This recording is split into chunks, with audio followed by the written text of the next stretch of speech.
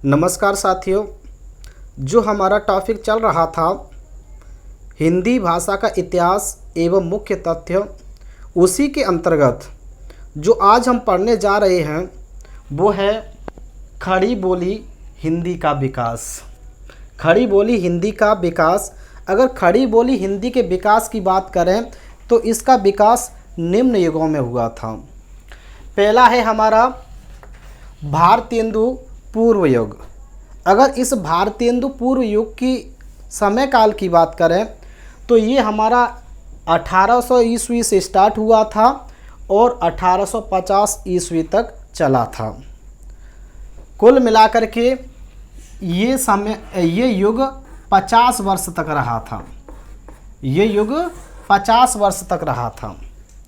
अगर आगे के युग की बात करें, दूसरा युग है हमारा भारतेंदु युग। अगर इस भारतेंदु युग की बात करें तो ये हमारा 1850 ईस्वी से लेकर के 1900 ईस्वी तक चला। अगर इसके मतलब टाइम ड्यूरेशन की बात करें तो ये भी आपका 50 वर्ष तक चला था। भारतेंदु युग भी लगभग मतलब 50 वर्ष तक चला था।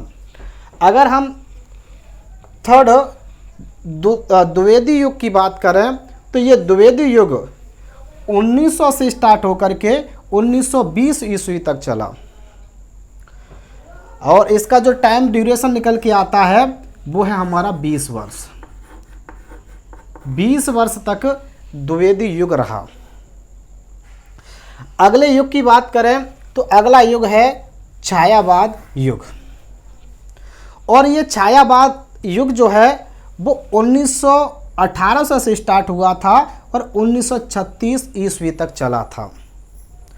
अगर इसके हम टाइम ड्यूरेशन की बात करें तो ये आपका लगभग 18 वर्ष तक चला था। छायावाद युग लगभग 18 वर्ष तक हमारे बीच रहा था। और हम आगे के युग की बात करें वो है हमारा प्रगतिवाद युग। और ये प्रगतिवाद युग जो था वो 1936 से लेकर के 1936 में प्रारंभ हुआ और 1942 में जाकर के इसका ये समाप्त हो गया। तो इसका जो टाइम ड्यूरेशन निकल के आता है वो है हमारा 6 वर्ष, मतलब 6 ईयर्स। ये 6 वर्ष तक रहा। अगर प्रयोगवाद युग की बात करें, अगला जो युग है हमारा प्रयोगवाद युग। प्रयोगवाद युग और ये हमारा 1943 से स्टार्ट हुआ और 1953 तक ये युग रहा था हमारे बीच में। तो इसका जो टाइम ड्यूरेशन निकल के आता है वो आपका लगभग 10 ईयर्स, मतलब 10 वर्ष। अब हम अगले युग की बात करें, अगला युग है हमारा नई कविता। और जो नई कविता का जो समय था 1953 से स्टार्ट हुआ था और अब तक ये युग चल रहा है। मतलब खड़ी बोली हिंदी के विकास में जो युग है, अंतिम युग, वो है नई कविता। और नई कविता वाला युग अभी हमारे बीच में मौजूद है, वो अभी चल रहा है। तो आपने अभी देखा खड़ी बोली हिंदी के विकास के बारे में। खड़ी बोली हिंदी का विकास निम्न युगों में हुआ था। इसका विकास उनमें से आपने पढ़ा भारतेंदु पूर्व युग, भारतेंदु युग, द्विवेदी युग, छायावाद युग, प्रगतिवाद युग, प्रयोगवाद युग, नई कविता। अभी तक आपने पढ़ा। अब वो कब से स्टार्ट हुआ और कब तक वो रहा था हमारे बीच में, ये भी हमारे सामने अभी हमने उसका समय देखा। और जो टाइम ड्यूरेशन कितने वर्ष तक हमारे बीच में रहा उस पर भी हमने चर्चा की। और यहाँ आपको एक बात समझ में नहीं आ रही होगी कि जो द्विवेदी युग था वो 1900 से स्टार्ट हुआ था, 1920 तक चला था। और छायावाद युग जो 1918 से स्टार्ट हो गया था, मतलब 1918 में ही स्टार्ट हो गया था छायावाद युग। द्विवेदी युग के ही दौरान जब द्विवेदी युग चल रहा था उसी टाइम पर यानी कि 1918 में ये छायावाद युग स्टार्ट हो गया था और द्विवेदी युग ख़त्म नहीं हुआ था उस समय। वो 1920 में जाकर के पूर्ण रूप से ख़त्म हुआ था और ये आपका 2 साल पहले से स्टार्ट हो गया इस समय। तो आगे देखते हैं। अब हम पढ़ेंगे उपभाषाएं, बोलियां, उनके मुख्य क्षेत्र। अगर मैं उपभाषाओं की बात करें, ये उपभाषाएं 5 होती हैं। उनमें से पहली उपभाषा है पश्चिमी हिंदी। पश्चिमी हिंदी, और पश्चिमी हिंदी के अंतर्गत जो बोली हैं वो 5 हैं। बोली कितनी है आपकी पश्चिमी हिंदी के अंदर? 5, यानी खड़ी बोली कौरवी, ब्रजभाषा, बांगरू या हरियाणवी, बुंदेली और कन्नौजी। मतलब हमारी जो उपभाषा है पश्चिमी हिंदी, इस पश्चिमी हिंदी के अंतर्गत बोलियां कितनी हैं? 5 हैं। उसमें से खड़ी बोली, इसे हम कौरवी भी कह सकते हैं, और ब्रजभाषा, बांगरू या हरियाणवी, बुंदेली या कन्नौजी। अगर पूछा जाए क्वेश्चन पश्चिमी हिंदी के अंतर्गत कितनी बोलियां आती हैं, तो 5 आती हैं। उनमें से खड़ी बोली, ब्रजभाषा, बांगरू, बुंदेली, कन्नौजी। और इनके मुख्य क्षेत्र की बात करें तो खड़ी बोली जो है, यह हम कौरवी की बात करें, इनके जो मुख्य क्षेत्र कौन से लगते हैं? देहरादून में खड़ी बोली बोली जाती है, सहारनपुर में, मुजफ्फरनगर में, दिल्ली में पूरी दिल्ली की बात नहीं, दिल्ली के कुछ भाग में, बिजनौर में, मुरादाबाद में और भी हैं, इनमें बोली जाती है खड़ी बोली या कौरवी। ठीक है। और दूसरी बोली है हमारी पश्चिमी हिंदी की, वो है ब्रजभाषा। जो ब्रजभाषा है वो हमारा आगरा में बोली जाती है, मथुरा में बोली जाती है, अलीगढ़ में बोली जाती है, हाथरस में, धौलपुर में, एटा में भी बोली जाती है। और हम पश्चिमी हिंदी के अंतर्गत जो तीसरी बोली है वो हमारी बांगरू, या फिर हम इसे हरियाणवी भी बोल सकते हैं। तो इसके अंतर्गत मुख्य क्षेत्र कौन से लगते हैं? हरियाणा, दिल्ली का देहाती भाग, ये 2 जगह हैं। अब मतलब पश्चिमी हिंदी की चौथी जो बोली है बुंदेली। बुंदेली का मुख्य क्षेत्र कौन कौन सा लगता है? झांसी में बुंदेली बोली जाती है,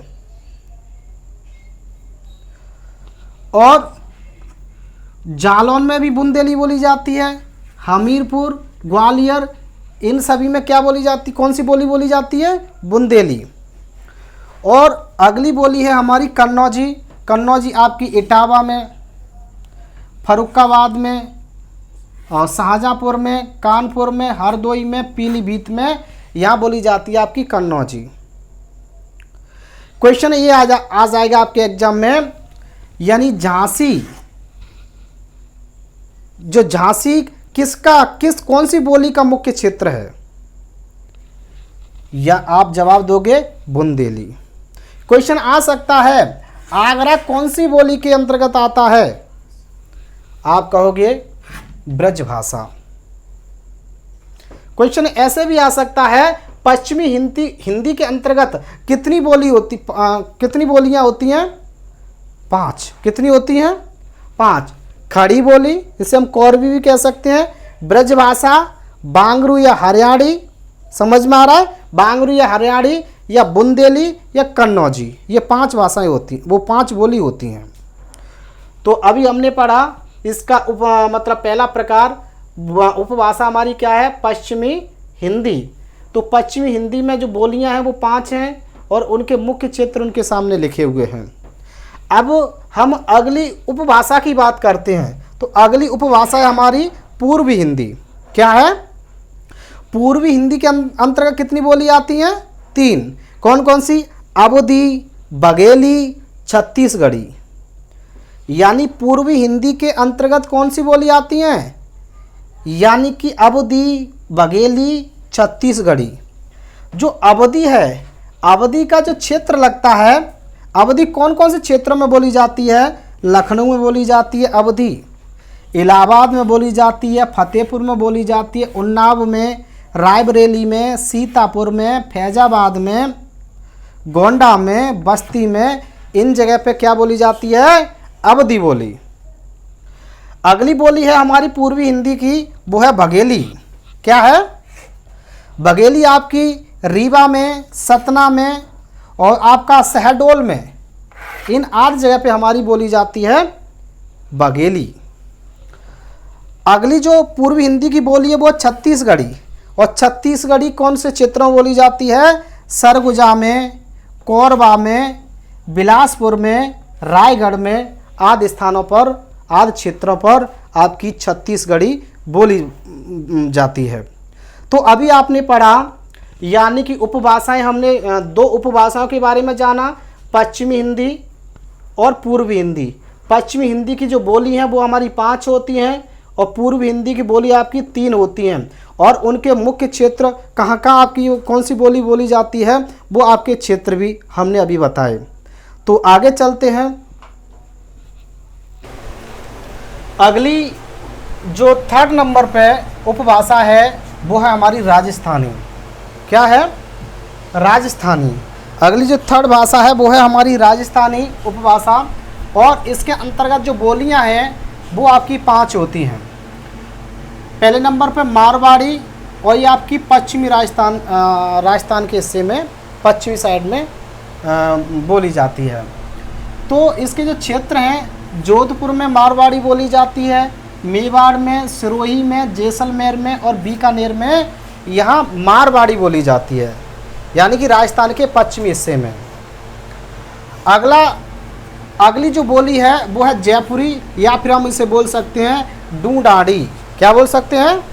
ढूंढाड़ी। और ये राजस्थान के पूर्वी हिस्से में बोली जाती है। तो जो जयपुरी कहाँ बोली जाती है? जयपुर में बोली जाती है, अजमेर में, किशनगढ़ में बोली जाती है। किस में बोली जाती है? किशनगढ़ में बोली जाती है।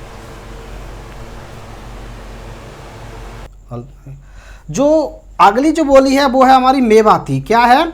मेवाती। मेवाती राजस्थान के उत्तरी भाग में बोली जाती है, और मेवाती का जो क्षेत्र लगता है इंदौर, उज्जैन, देवास और भोपाल।